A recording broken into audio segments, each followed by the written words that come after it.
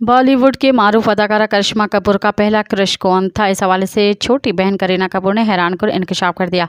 अदाकारा करीना कपूर और करिश्मा कपूर पहली मर्तबा नेटफ्लिक्स पर नशर होने वाली the great Indian couple show में एक साथ आज शिरकत करेंगे और शो का ट्रेलर भारतीय सोशल मीडिया पेजेस पर शेयर कर दिया गया।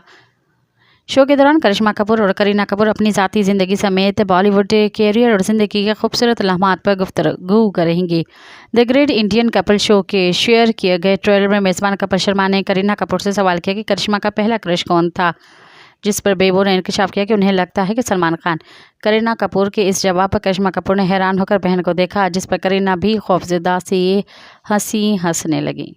मज़ीद ख़बरनि ऐं तफ़सीलात लाइ विज़िट कयो असांजी वेबसाइट www.awamiNewsHD.com ऐं ॾिसंदा रहो अवामी न्यूज़ HD।